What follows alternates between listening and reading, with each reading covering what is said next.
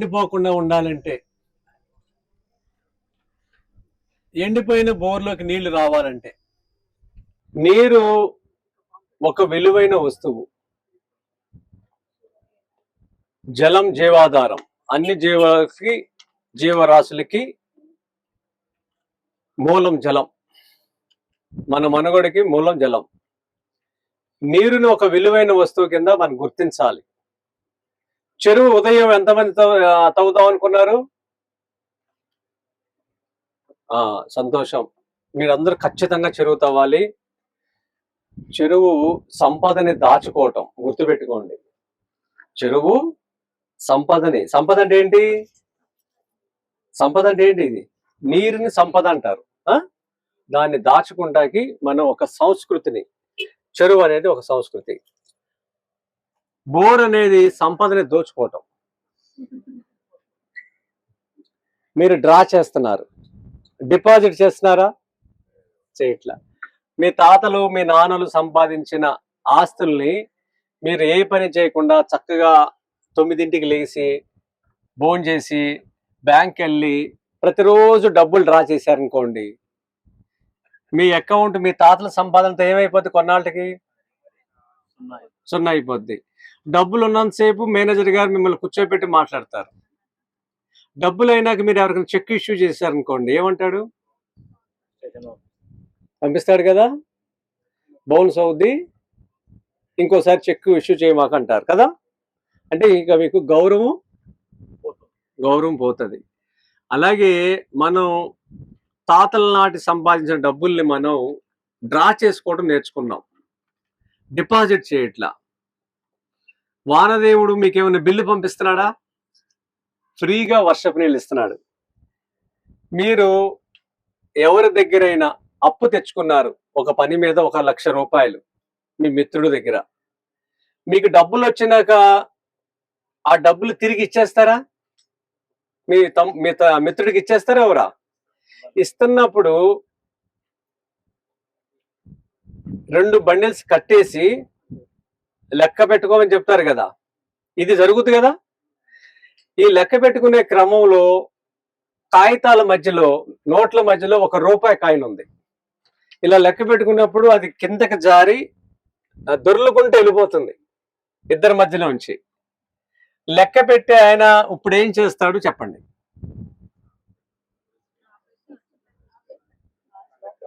ఆపేస్తాడు కదా. ఆపేసి దాన్ని ముందు జేబులో పెట్టుకుంటాడు. అది రూపాయి అని ఇద్దరికీ తెలుసు. ఆ మధ్యలో ఎవరూ లేరు అక్కడ. అయినా సరే దాన్ని తీసి జేబులో పెట్టుకుంటారు, కళ్ళకు అద్దుకుని పెట్టుకుంటారు కదా. మళ్ళీ కావాలంటే మొదటి కాంచి లెక్క పెడతాడు. అవునా? మరి మనం అందరం బతకటానికి, మన కొడుకులు మన మనవాళ్ళు తాగటానికి, బతకటానికి ఫ్రీగా నీరు ఇస్తుంటే మీ పొలంలోంచి దారి బయటికి వెళ్ళిపోతుంటే దాన్ని ఎందుకు పట్టుకోరు మీరు? అంతే కదా. దాన్ని దాచుకుందామనే ఆలోచన మీకు ఎందుకు లేదు? మీకు 5 ఎకరాల భూమి ఈ భూమి మీద ఉందనుకోండి, 5 ఎకరాల భూమి మీ కష్టార్జితం కొనుక్కున్నారు. నేనేమంటానంటే, మీకు 10 ఎకరాల భూమి ఉంది, ఆకాశంలో ఇంకో 5 ఎకరాలు వానదేవుడు మీకు రాసిచ్చాడు. కరెక్ట్ గా ఈ పందిరే ఆకాశం అనుకుంటే ఈ నీళ్ళకి మీకు పడేది అక్కడ నీళ్లు పడతాయా? అంటే ఈ ఆకాశంలో 5 ఎకరాలు కూడా మీదే. ఆ నీటిని దాచుకుందాం అనే సంస్కృతి మొదలవ్వాలి. ఎందుకంటే నీటి యుద్ధాలు వచ్చేస్తున్నాయి అని చెప్పారు కదా. నీటి యుద్ధాలు వచ్చినాయా రాలేదా? ఏంటి చెప్పండి నీటి యుద్ధం అంటే?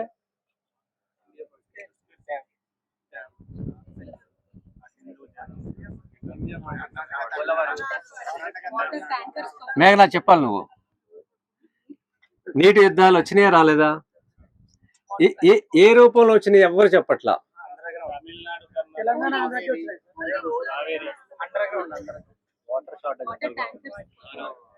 కరెక్ట్. అమెరికా వాడు వచ్చి ఇక్కడ కోకో కోలా పెట్టాడు, అదే నీటి యుద్ధం. ఆవిడ చెప్పింది. ఒక రంగు నీళ్ళని ఇందాక బసవరాజు గారు చూపించారు కదా. రంగు నీళ్ళకి లీటర్ నీళ్ళకి 10 పైసల రూపాయలు ఖర్చు అవుతుంది. వాళ్ళకి ఎంతకు అమ్ముతున్నారు ఆ డబ్బా? లీటర్ డబ్బా 50 రూపీస్.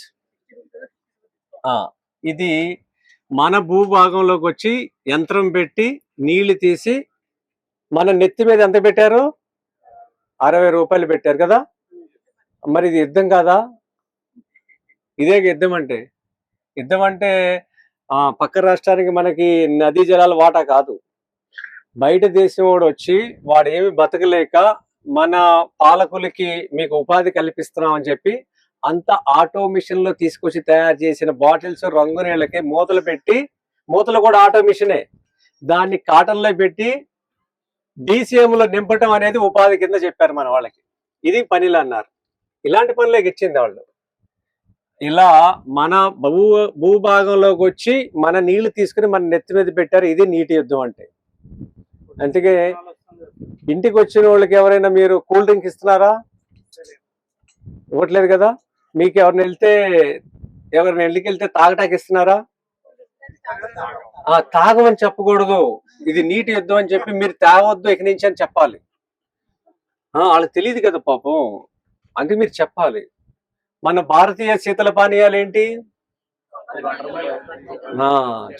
చెప్తా రాసుకోండి, గుర్తుపెట్టుకోండి. లేకపోతే మన భారతీయ దేశీ పానీయాలు చెరుకు రసం, దేశవాళీ ఆవు మజ్జిగ, సబ్జా నీళ్లు. సబ్జా అంటే తెలుసు కదా, ఒక తులసి, అది ఇసాబ్గోల్. పచ్చి మామిడికాయ రసం, పన్నా అంటారు, ఆమ్ పన్నా. ననారి, సుగంధ పాలు అంటారు కొన్ని ప్రాంతాల్లో, సుగంధ పాల వేళ్ళు. ఇంకా గోందు కతేరి, విన్నారా? గోందు కతేరి. ఇవన్నీ బాడీని, యూరిన్ ని మీకు వైట్ చేస్తాయి. సమ్మర్ లో తాగితే యూరిన్ వైట్ వస్తుంది. ఇవి మన భారతదేశానికి చెప్పిన ప్రత్యేకమైన శీతల పానీయాలు. ఇవి ఏ దేశానికి లేవు, ఒక భారతదేశానికి మాత్రమే ఉన్నాయి. వీటిని వదిలిపెట్టి మనం ఎవరైతే ఈ కూల్ డ్రింక్ తాగమని అడ్వర్టైజ్మెంట్ చేస్తున్నారో వాళ్ళ సినిమాలు బహిష్కరించండి. వాళ్ళు హీరోలు కాదు, వాళ్ళు ఎవరు హీరోలు కాదు. సుభాష్ పాలేకర్ గారే హీరో, అవునా కదా? అన్నా హజారే హీరో. అందుకని వీళ్ళు తాగమని ఎవరైతే చెప్తున్నారో వాళ్ళ సినిమాలు అందరినీ బహిష్కరించండి. జాతి మీద గౌరవం, ప్రకృతి మీద గౌరవం ఉంటే, మన భారతీయత మీద గౌరవం ఉంటే వాళ్ళు ఎవరు ఈ తాగమని రికమెండేషన్ చేయరు. నిజానికి వాళ్ళు తాగరు. వాళ్ళ సినిమాలు మీరు చూసి వాళ్ళ సంపన్నులు చేశారు. జాతి మేలు కోసం వీళ్ళు ఎవరు పనిచేయట్లా. వీళ్ళు హీరోలు ఎలా అయ్యారండి కదా.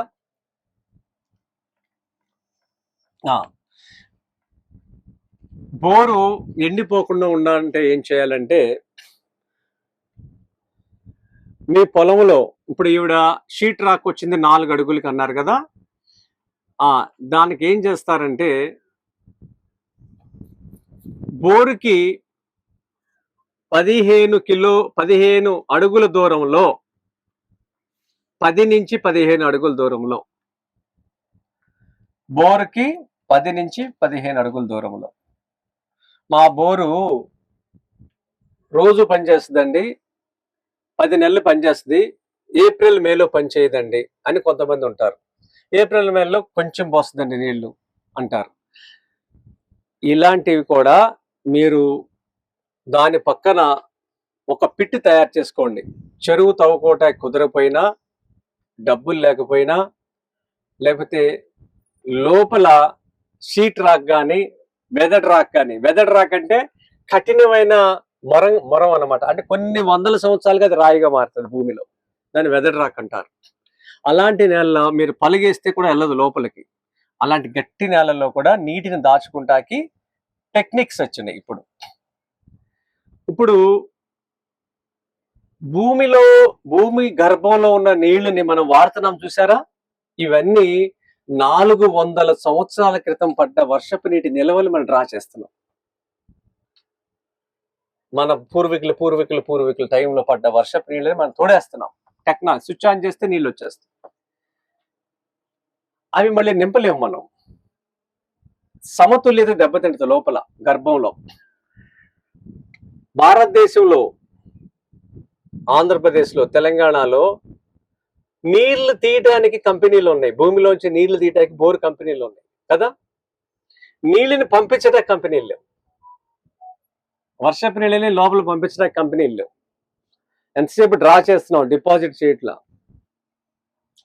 దీనికి ఏం చేస్తారంటే మీరు డమ్మీ బోర్ వెల్స్ అంటారు. ఇది ఎలా చేస్తారంటే మీ బోరు ఎవరైతే వేశారో వాళ్ళని అడగాలి, మీ ప్రాంతంలో గ్రౌండ్ వాటర్ ఎంతలో ఉంది ఫస్ట్ చెక్ చేయాలి. సుమారుగా 150 అడుగుల్లో ఉందనుకోండి, ఎగ్జాంపుల్ 200 అడుగుల్లో నీరు ఉంది లోపల. మీరు ఏం చేయాలంటే మీకున్న ప్లేస్ని బట్టి 20 అడుగులు బై 20 అడుగులు,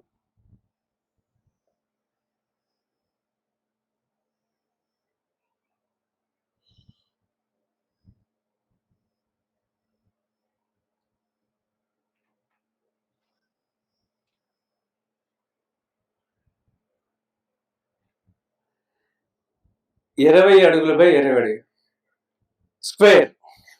ఇది బోర్కి ఎంత దూరంలో ఉండాలి? 10 feet నుంచి 15 feet ఆర్ 20 feet మాక్సిమం లోతు. లోతు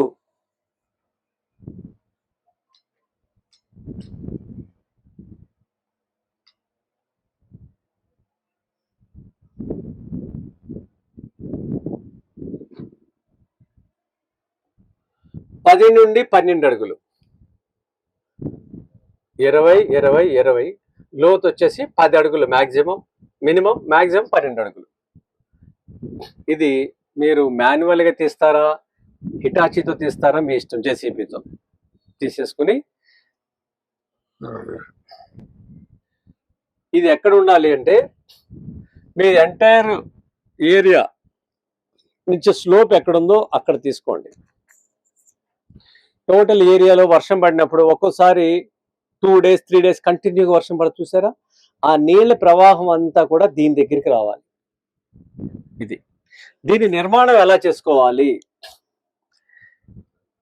ఇది 10 అడుగులు తీసిన తర్వాత లోతు, దీనికి చుట్టూత రివిట్టింగ్ చేయించాలి, వాల్ కట్టాలి. వాల్ కట్టకపోతే ఏం జరుగుద్దంటే ఆ మట్టి పడిపోతే కొన్నాళ్ళకి పర్క్యులేషన్ పర్సెంటేజ్ తగ్గిపోతుంది. దాని చుట్టూతో గోడ కట్టండి లోపల, ఇన్సైడ్ రాతి కట్ట కట్టండి. ఖర్చుతో, ఇది ఖర్చుతో కూడుకుంది, మరి తప్పదు, వేరే దారి లేదు.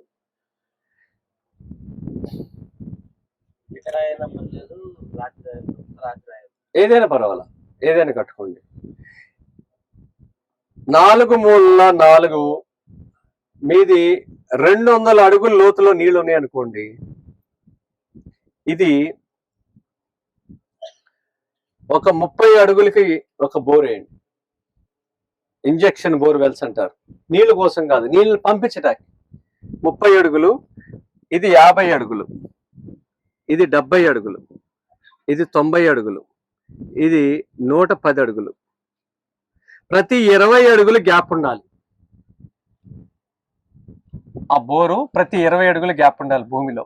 ఇలా 4 మూలలో 4 వేసి సెంటర్లో ఒకటి వేయండి. ఇది కేసింగ్ అంటారు కదా. కేసింగ్ లెంత్ ఎంత ఉంటుంది? కరెక్ట్, 20 feet ఉంటుంది. ఇది కదా, దీన్ని ఒక లెంత్ ఈ భూమిలో దింపేయండి. పైకి ఎంత ఉండాలి? పైకి 5 అడుగులు ఉండాలి. లోపల తవ్విన 10 అడుగుల లోతు నుంచి అక్కడి నుంచి గ్రౌండ్ లెవెల్ కి 5 feet ఉండాలి. పైపు ఎంత?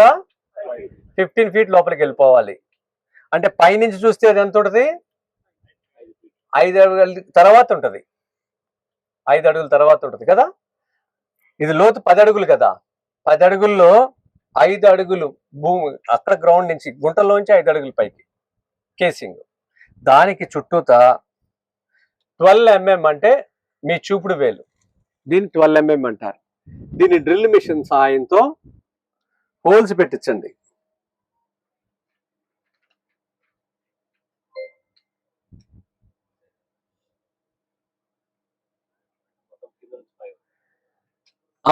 కింద నుంచి పై వరకు, గ్రౌండ్ నుంచి పై వరకు అలా. ఇది మీకు 5 feet ఉంది కదా పైకి, 5 feet 4 feet పెట్టండి. 4 feet కంటిన్యూగా పెట్టుకుంటారండి పైకి. ఇది 20 feet కదా లెంత్ ఉండేది. 12 mm. 12 mm అంటే ఎంత మీ చూపుడు వేలు. ఇది 3 inches గ్యాప్ లో పెట్టాలి. ఇక్కడ చూసారా, దీనికి 3 inches. నెక్స్ట్ లెవెల్ వచ్చేసరికి దీనికి స్ట్రైట్ గా బ్రిక్ లాగా డైమండ్ షేప్. ఇలా మన కిటికీ గోడ ఎలా కడతాం, ఇలా కడతాం కదా, ఇటుక ఇలా కడతాం కదా బ్రిక్, అలా స్ట్రెంత్ కోసం ఇలా కడతారు. ఇలా పెట్టాలి. పెట్టి దీనికి గ్రౌండ్ లెవెల్ నుంచి పైకి 4 అడుగుల వరకు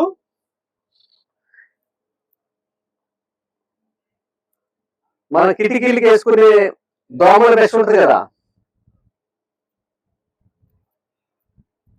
అది వేసి జీవైతే కట్టేయాలి.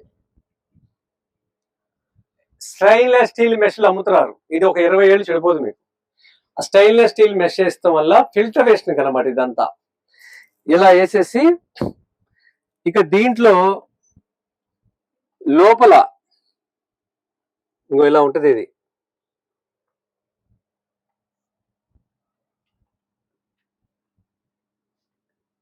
ఇది కదా, ఇక్కడ ఉండే ఇలా దీంట్లో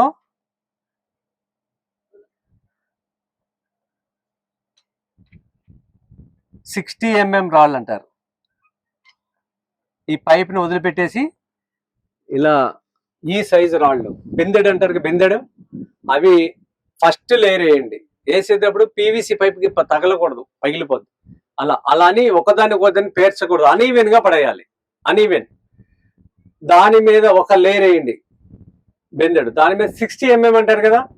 60 mm అంటే ఈ సైజు రాళ్ళు వేస్తారు కదా. దీంట్లో 80, 100 కూడా వస్తాయి. ఉన్న దాంట్లో పెద్ద రాళ్ళు ఫస్ట్ వేయాలి.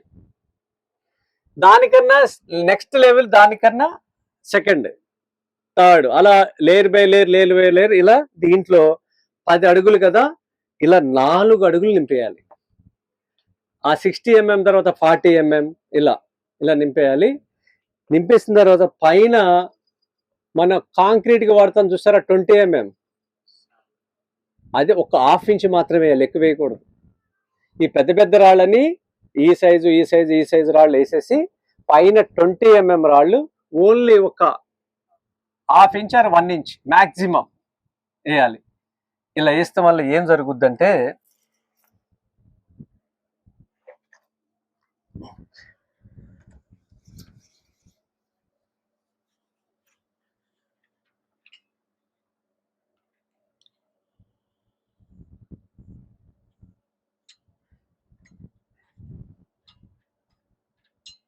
ఇవన్నీ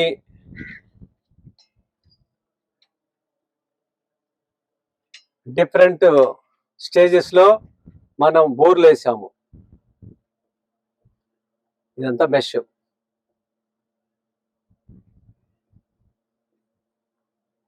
జియో వైర్తో కట్టేయండి. ఈ రాళ్ళు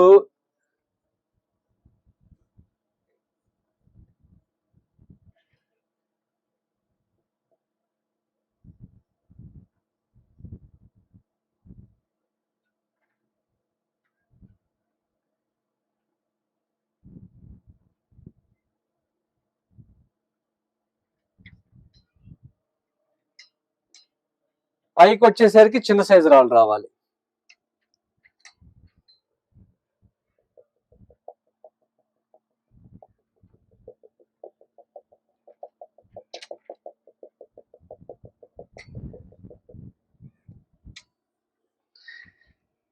ఇలా చేయటం వల్ల ఇంకా దీంట్లోకి ఓపెన్ ఏరియాలోంచి వచ్చే వాటర్ అంతా కూడా ఈ చెరువులోకి ఇచ్చేస్తున్నప్పుడు అక్కడ చిన్న ట్రెంచ్ తీయండి, ఒక 10 అడుగుల దూరంలో. దానికి ఒక చిన్న చాంబర్ కట్టండి. చాంబర్ నుంచి ఓవర్ ఫ్లో అయ్యి నీళ్ళు దీంట్లో పడతాయి. సిమెంట్ ఏమైనా సిల్ట్ అయితే అక్కడ అరెస్ట్ అయిపోతుంది. ఓవర్ ఫ్లో అయ్యి వాటర్ ఇలా పైకి వస్తుంది అనమాట, రివర్స్ వచ్చి ఈ పిట్లో పడతా ఉంటుంది. పడి పరంగానే నీరు ఎప్పుడు ఏంటంటే భూమిలోకి వెళతాకి దారి ఎత్తుకుని రాళ్ల మధ్యలోంచి ఎలా ఎలా టర్నింగ్ అవుతా ఎక్కడ హోల్ ఉందో హోల్లోకి వెళ్ళిపోతుంది. ఆ హోల్లోకి వెళ్ళిపోయినప్పుడు మీరు ఎంతలో తీశారు? 30, 50, 70 వేసారు కదా. విత్ ఇన్ సెకండ్స్ లో నీరు అక్కడికి రీచ్ అయిపోద్ది కేసింగ్ ద్వారా. అలా మీకు తక్కువ సమయంలో ఎక్కువ నీరుని భూమిలోకి ఇంకించడానికి సంబంధించిన టెక్నిక్ ఇది. ఒక ఛానల్ ఇచ్చేస్తున్నాం అంతే. అలా మీరు లోపలికి వెళ్ళిపోతుంది. మనం ఇక్కడ ఏం చేసాం? 30 అడుగులకి ఒక డిపాజిట్ అవుతుంది, 50 అడుగుల్లో ఒక డిపాజిట్ అవుతుంది, 70 అడుగుల్లో అవుతుంది, 100 అడుగుల్లో అవుతుంది. అన్ని లేయర్లో వాటర్ డిపాజిట్ అవుతా ఉంటాయి. 3 రోజులు కంటిన్యూగా వర్షం పడినా ఈ పిట్టు దాటి ఒక సింగిల్ డ్రాప్ మీకు బయటికి వెళ్తుంది. ఇలా ఎంత దూరం వెళ్ళిపోద్ది? 2, 3, 4 కిలోమీటర్లు వెళ్ళిపోద్ది లోపల భూమిలోకి నీళ్ళు. దాహంగా ఉంది భూమి, ఆ పొరలన్నీ ఎండిపోయినాయి. అలా నీళ్ళని మనం డిపాజిట్ చేయాలి. ఇలా దీన్ని ఇలా చేసుకుంటున్నప్పుడు 10 అడుగులు గుంట తవ్వాం కదా మనం. ఇది 5 అడుగుల్లో ఇదంతా క్లోజ్ చేసేయాలి అంతే. 5 అడుగులు ఓపెన్ గా పెట్టాలి. 1 ఫీట్ పైకి ఉంటుంది. ఇది 5 అడుగులు అన్నారు కదా. పైన అది ఏం చేస్తారంటే పైన హీట్ చేసి దాన్ని క్లోజ్ చేయండి, లోపలికి ఏం పడకుండా. 6 అడుగులు పెట్టుకోండి, 1 ఫీట్ క్లోజ్ చేయండి, 5 అడుగులు ఇది కూల్చి పెట్టేయండి. ఇంకా దాంట్లో పిల్లలు ఏమి పడకుండా, రాళ్ళు లేకుండా అది. ఇంకా నీళ్ళని దాంట్లో పంపించేస్తే ఇది ఎన్ని రకాలుగా నీళ్ళు వెళ్తాయి అంటే, ఈ రంధ్రాల ద్వారా నీళ్లు డైరెక్ట్ గా వెళ్తాం. ప్రతిమైన ఇవి 4 వైపుల గోడలు చూసారా? ఆ 4 వైపుల గోడలుకి నీరు అనేది ఇలా స్ప్రెడ్ అవ్వకుండా లోపలికి వెళ్తాకి అక్కడ ఎక్కడెక్కడ హోల్స్ పెట్టండి 4 వైపులా. వాళ్ళకి లోపల కింద కింద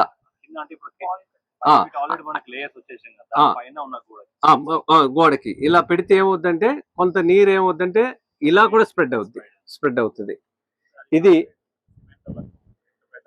కట్టుకోండి. ఇది కూడా చెప్తా, మీకు లూజ్ సాయిల్ ఉండి ఇబ్బందిగా ఉంటేనే ఇది కట్టుకోండి. వెదర్ రాకుంటే కట్టక్కర్లేదు. సాయిల్ తీసేసి డైరెక్ట్ గా వేసేసుకోండి. నీరు ఇటు కూడా ఇంకిపోతుంది. అన్ని చోట్ల అప్లై చేయాల్సిన పని లేదు. ఇది కూడా మీకు ఇలాంటి మెత్తటి నేలలో ఉండి అలాంటి చోట మట్టి పడిపోద్ది అనుకునే డౌట్ ఉంటే కట్టండి. వెదర్ రాకున్న చోట, మొరం గట్టిగా ఉన్న చోట కట్టాల్సిన పని లేదు.